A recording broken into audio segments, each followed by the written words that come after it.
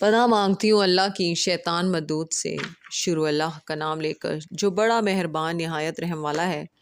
سب تعریف اللہ ہی کو ہے جس نے اپنے بندے محمد صلی اللہ علیہ وسلم پر یہ کتاب نازل کی اور اس میں کسی طرح کی کجی اور پیچیدگی نہ رکھی بلکہ سیدھی اور سلیس اتاری تاکہ لوگوں کو عذاب سخت سے جو اس کی طرف سے آنے والا ہے ڈرائے، اور مومنوں کو جو نیک عمل کرتے ہیں خوشخبری سنائے کہ ان کے لیے ان کے کاموں کا نیک بدلہ یعنی بہشت ہے جس میں وہ ابد الآباد رہیں گے، اور ان لوگوں کو بھی ڈرائے جو کہتے ہیں کہ اللہ نے کسی کو بیٹا بنا لیا ہے۔ ان کو اس بات کا کچھ بھی علم نہیں اور نہ ان کے باپ دادا ہی کو تھا۔ یہ بڑی سخت بات ہے جو ان کے منہ سے نکلتی ہے، اور کچھ شک نہیں کہ یہ جو کچھ کہتے ہیں محض جھوٹ ہے۔ اے پیغمبر، اگر یہ اس کلام پر ایمان نہ لائیں تو شاید تم ان کے پیچھے رنج کر کر کے اپنے تئیں ہلاک کر دو گے۔ جو چیز زمین پر ہے ہم نے اس کو زمین کے لیے آرائش بنایا ہے تاکہ لوگوں کی آزمائش کریں کہ ان میں کون اچھے عمل کرنے والا ہے، اور جو چیز زمین پر ہے ہم اس کو نابود کر کے بنجر میدان کر دیں گے۔ کیا تم خیال کرتے ہو کہ غار اور لوح والے ہماری نشانیوں میں سے عجیب تھے؟ جب وہ جوان غار میں جا رہے تو کہنے لگے کہ اے ہمارے پروردگار، ہم پر اپنے ہاں سے رحمت نازل فرما اور ہمارے کام میں درستی کے سامان مہیا کر۔ تو ہم نے غار میں کئی سال تک ان کے کانوں پر نیند کا پردہ ڈالے یعنی ان کو سلائی رکھا، پھر ان کو جگا اٹھایا تاکہ معلوم کرے کہ جتنی مدت وہ غار میں رہے دونوں جماعتوں میں سے اس کی مقدار کس کو خوب یاد ہے۔ ہم ان کے حالات تم سے صحیح صحیح بیان کرتے ہیں۔ وہ کئی جوان تھے جو اپنے پروردگار پر ایمان لائے تھے، اور ہم نے ان کو اور زیادہ ہدایت دی تھی اور ان کے دلوں کو مربوط یعنی مضبوط کر دیا۔ جب وہ اٹھ کھڑے ہوئے تو کہنے لگے کہ ہمارا پروردگار آسمانوں اور زمین کا مالک ہے، ہم اس کے سوا کسی کو معبود سمجھ کر نہ پکاریں گے۔ اگر ایسا کیا تو اس وقت ہم نے بعید از عقل بات کہی۔ ان ہماری قوم کے لوگوں نے اس کے سوا اور معبود بنا رکھے ہیں، بھلا یہ ان کے اللہ ہونے پر کوئی کھری دلیل کیوں نہیں لاتے؟ تو اس سے زیادہ کون ظالم ہے جو اللہ پر جھوٹ افطرا کرے؟ اور جب تم نے ان مشرکوں سے اور جن کی یہ اللہ کے سوا عبادت کرتے ہیں ان سے کنارہ کر لیا ہے تو غار میں چل رہو، تمہارا پروردگار تمہارے لیے اپنی رحمت وسیع کر دے گا اور تمہارے کاموں میں آسانی کے سامان مہیا کرے گا۔ اور جب سورج نکلے تو تم دیکھو کہ دھوپ ان کے غار سے دہانی طرف سمٹ جائے، اور جب غروب ہو تو ان سے بائیں طرف کترا جائے، اور وہ اس غار کے کشادہ حصے میں تھے۔ یہ اللہ کی نشانیوں میں سے ہیں، جس کو اللہ ہدایت دے وہ ہدایت یاب ہے، اور جس کو گمراہ کر رہنے دے تو تم اس کے لیے کوئی دوست راہ بتانے والا نہ پاؤ گے۔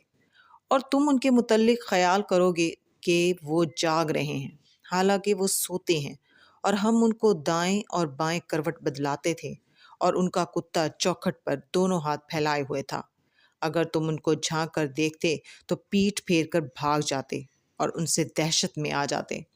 اور اسی طرح ہم نے ان کو اٹھایا تاکہ آپس میں ایک دوسرے سے دریافت کریں۔ ایک کہنے والے نے کہا کہ تم یہاں کتنی مدت رہے؟ انہوں نے کہا کہ 1 دن یا اس سے بھی کم۔ انہوں نے کہا کہ جتنی مدت تم رہے ہو تمہارا پروردگار ہی اس کو خوب جانتا ہے، تو اپنے میں سے کسی کو یہ روپیہ دے کر شہر بھیجو، وہ دیکھے کہ نفیس کھانا کون سا ہے تو اس میں سے کھانا لے آئے، اور احتیاط سے آئے اور جائے، اور تمہارا حال کسی کو نہ بتائے۔ اگر وہ تم پر دسترس پا لیں گے تو تمہیں سنسار کر دیں گے یا پھر اپنے مذہب میں داخل کر لیں گے، اور اس وقت تم کبھی فلاح نہیں پاؤ گے۔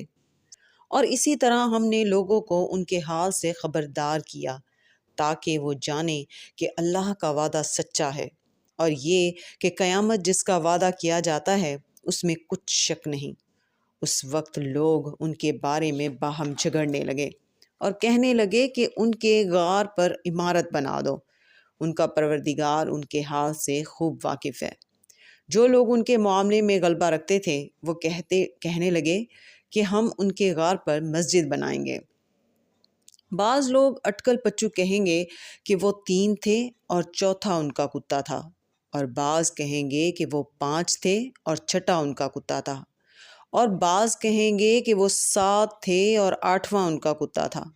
کہہ دو کہ میرا پروردگار ہی ان کے شمار سے خوب واقف ہے، ان کو جانتے بھی ہیں تو تھوڑے ہی لوگ جانتے ہیں۔ تو تم ان کے معاملے میں بحث نہ کرنا مگر سرسری سی بحث، اور نہ ان کے بارے میں ان میں کسی سے کچھ دریافت ہی کرنا، اور کسی کام کی نسبت نہ کہنا کہ میں اسے کل کر دوں گا مگر انشاءاللہ کہہ کر، یعنی اگر اللہ چاہے تو کر دوں گا، اور جب اللہ کا نام لینا بھول جاؤ تو یاد آنے پر لے لو، اور کہہ دو کہ امید ہے کہ میرا پروردگار مجھے اس سے بھی زیادہ ہدایت کی باتیں بتائے۔ اور اصحاب کہف اپنے غار میں 9 اوپر 300 سال رہے۔ کہہ دو کہ جتنی مدت وہ رہے اسے اللہ ہی خوب جانتا ہے، اسی کو آسمانوں اور زمین کی پوشیدہ باتیں معلوم ہیں، وہ کیا خوب دیکھنے والا اور کیا خوب سننے والا ہے، اس کے سوا ان کا کوئی کارساز نہیں، اور نہ وہ اپنے حکم میں کسی کو شریک کرتا ہے۔ اور اپنے پروردگار کی کتاب کو جو تمہارے پاس بھیجی جاتی ہے پڑھتے رہا کرو، اس کی باتوں کو کوئی بدلنے والا نہیں، اور اس کے سوا تم کہیں پناہ بھی نہیں پاؤ گے۔ اور جو لوگ صبح و شام اپنے پروردگار کو پکارتے اور اس کی خوشنودی کے طالب ہیں، ان کے ساتھ صبر کرتے رہو، اور تمہاری نگاہیں ان میں سے گزر کر اور طرف نہ دوڑیں کہ تم دنیاوی زندگی کے رونقوں کے خواستگار ہو جاؤ۔ اور جس شخص کے دل کو ہم نے اپنی یاد سے غافل کر دیا ہے وہ اپنی خواہش کی پیروی کرتا ہے، اور اس کا کام حد سے بڑھ گیا ہے، اس کا کہا نہ ماننا۔ اور کہہ دو کہ لوگو، یہ قرآن تمہارے پروردگار کی طرف سے برحق ہے، تو جو چاہے ایمان لائے اور جو چاہے کافر رہے۔ ہم نے ظالموں کے لیے دوزخ کی آگ تیار کر رکھی ہے، جس کی کناتیں ان کو گھیر رہی ہوں گی، اور اگر فریاد کریں گے تو ایسے کھولتے ہوئے پانی سے ان کی داد رسی کی جائے گی جو پگھلے ہوئے تانبے کی طرح گرم، اور جو ان کے چہروں کو بھون ڈالے گا۔ ان کے پینے کا پانی بھی برا اور آرام گاہ بھی بری۔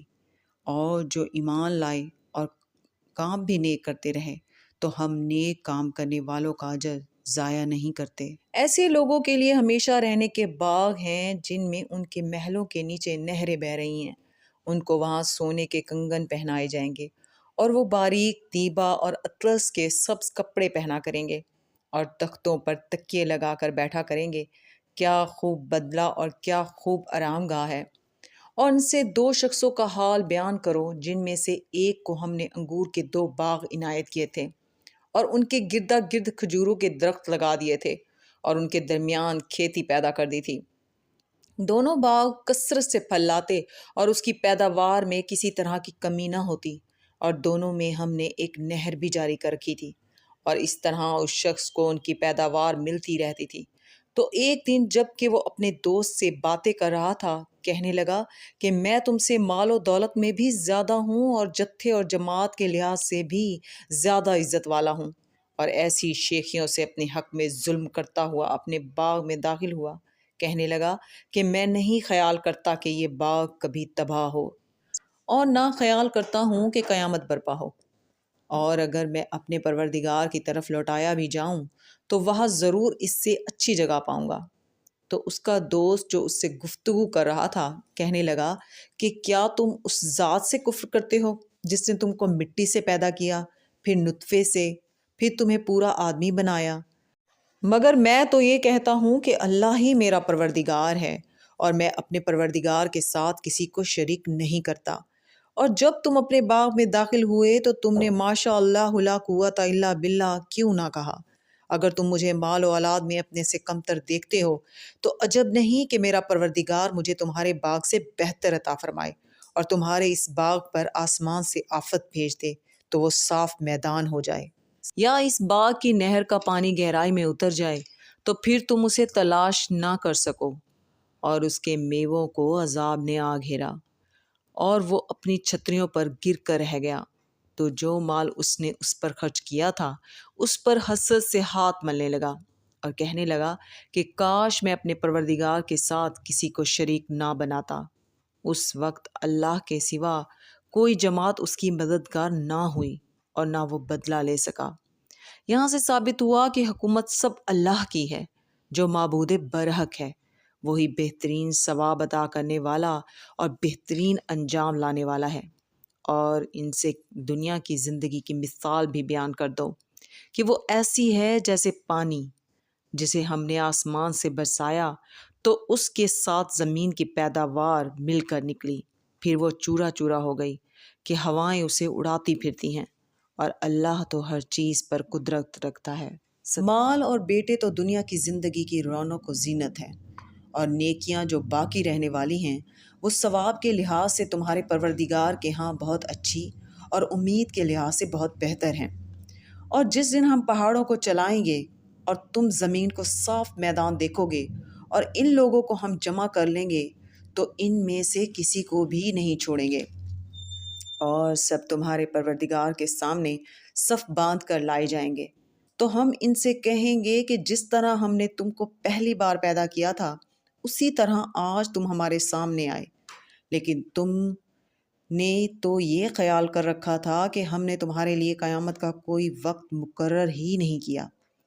اور اعمال کی کتاب کھول کر رکھی جائے گی تو تم گناہ گاروں کو دیکھو گے کہ جو کچھ اس میں لکھا ہوگا اس سے ڈر رہے ہوں گے، اور کہیں گے ہائے شامت، یہ کیسی کتاب ہے کہ نہ چھوٹی بات کو چھوڑتی ہے نہ بڑی کو، کوئی بات بھی نہیں مگر اسے لکھ رکھا ہے، اور جو جو عمل کیے ہوں گے سب کو حاضر پائیں گے، اور تمہارا پروردگار کسی پر ظلم نہیں کرے گا۔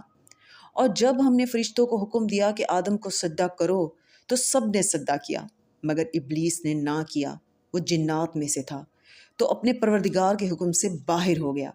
کیا تم اس کو اور اس کی اولاد کو میرے سوا دوست بناتے ہو، حالانکہ وہ تمہارے دشمن ہیں، اور شیطان کی دوستی ظالموں کے لیے اللہ کی دوستی کا برا بدل ہے۔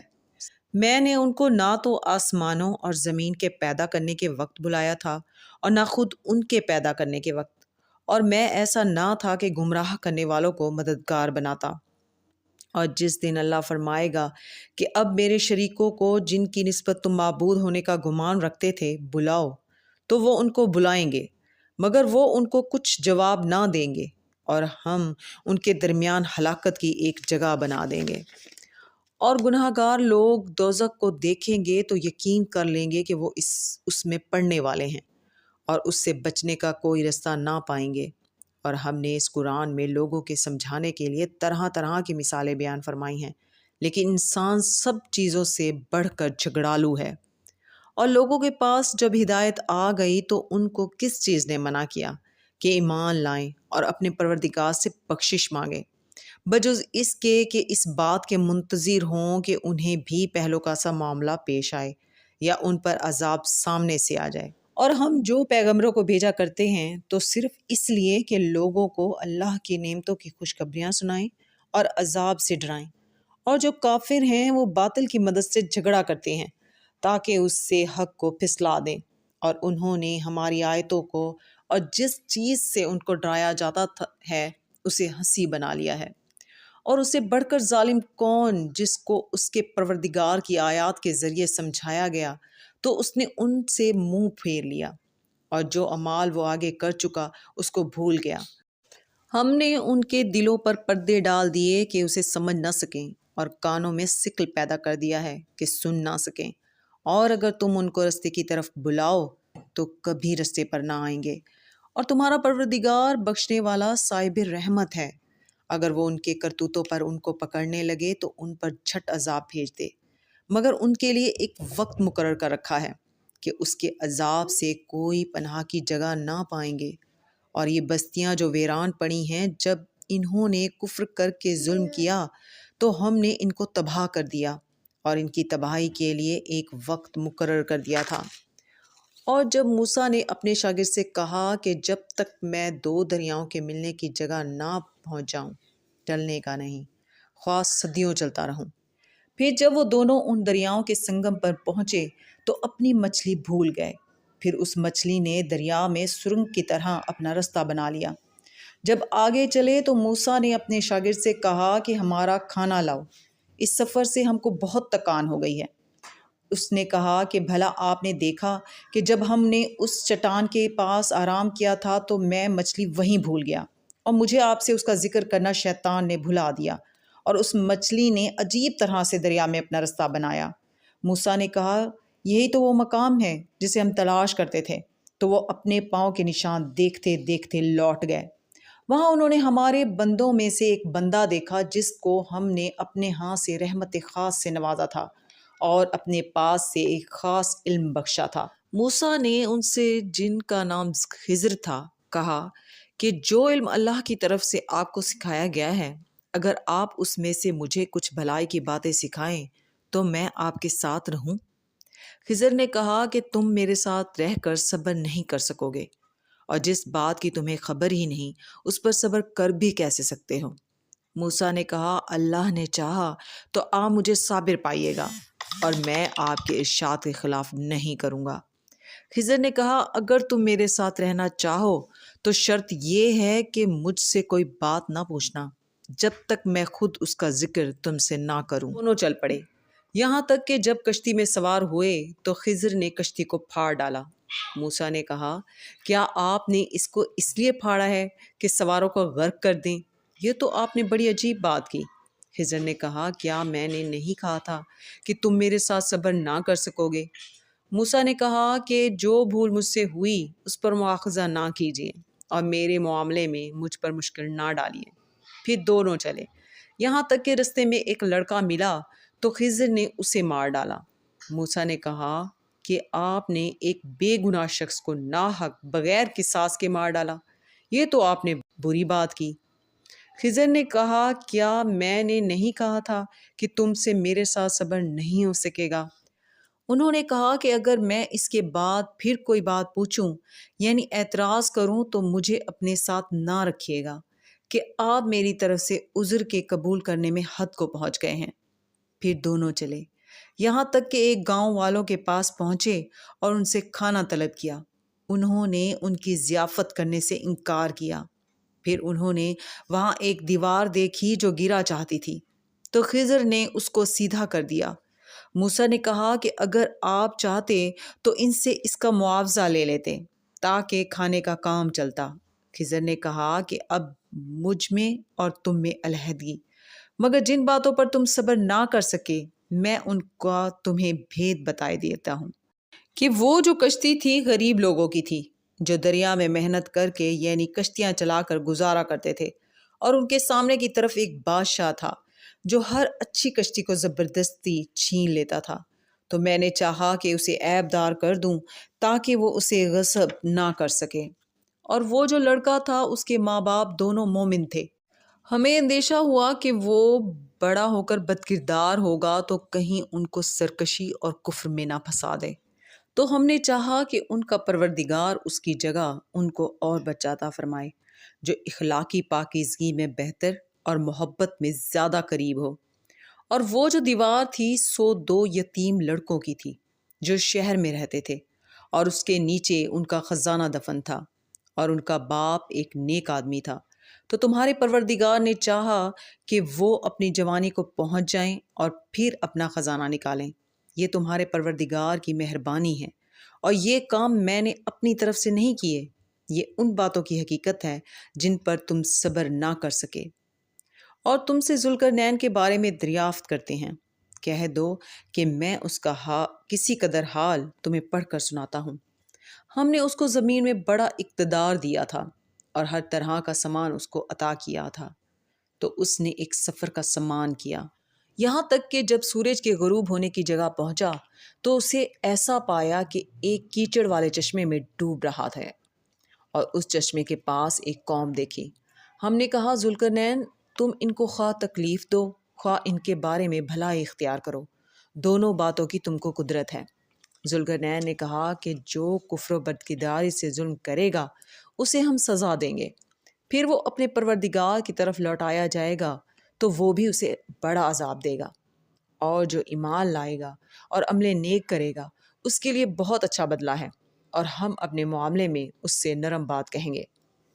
پھر اس نے ایک اور سمانے سفر کیا، یہاں تک کہ سورج کے طلوع ہونے کے مقام پر پہنچا تو دیکھا کہ وہ ایسے لوگوں پر طلوع ہوتا ہے جن کے لیے ہم نے دھوپ سے بچاؤ کی کوئی اوٹ نہیں بنائی تھی، حقیقت یوں ہی تھی، اور جو کچھ اس کے پاس تھا ہم کو سب کی خبر تھی۔ پھر اس نے ایک اور سفر کا سامان کیا، یہاں تک کہ 2 اونچے سیدھے پہاڑوں کے درمیان پہنچا تو دیکھا کہ ان کے اس طرف کچھ لوگ ہیں کہ بات کو سمجھ ہی نہیں سکتے۔ ان لوگوں نے کہا کہ اے ذوالقرنین، یاجوج اور ماجوج اس علاقے میں فساد کرتے رہتے ہیں، بھلا ہم آپ کے لیے خرچ کا انتظام کر دیں کہ آپ ہمارے اور ان کے درمیان ایک دیوار کھینچ دیں۔ ذوالقرنین نے کہا کہ خرچ کا جو مقدور اللہ نے مجھے بخشا ہے وہ بہت اچھا ہے، تم مجھے قوت بازو سے مدد دو، میں تمہارے اور ان کے درمیان ایک مضبوط رکاوٹ بنا دوں گا۔ تم لوہے کے بڑے بڑے تختے میرے پاس لاؤ۔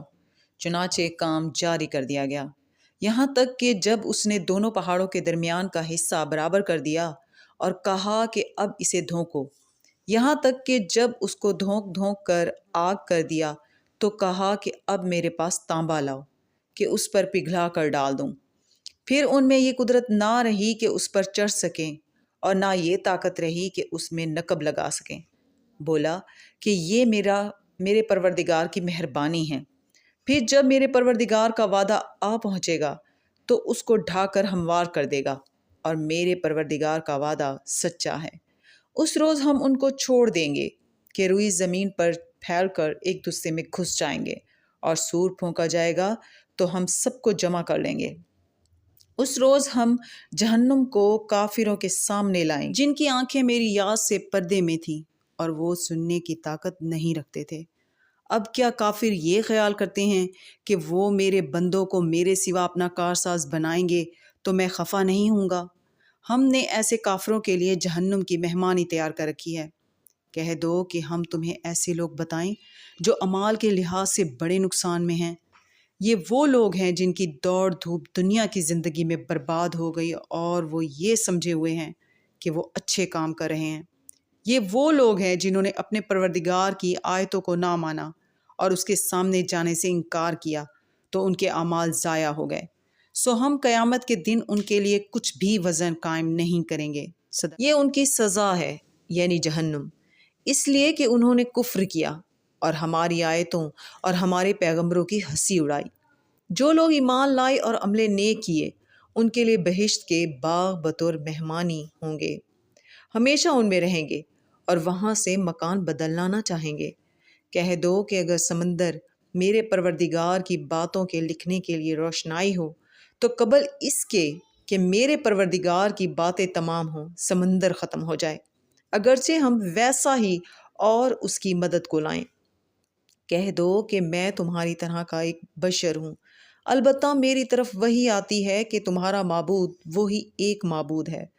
تو جو شخص اپنے پروردگار سے ملنے کی امید رکھے چاہیے کہ عمل نیک کرے اور اپنے پروردگار کی عبادت میں کسی کو شریک نہ بنائے۔ صدق اللہ العظیم۔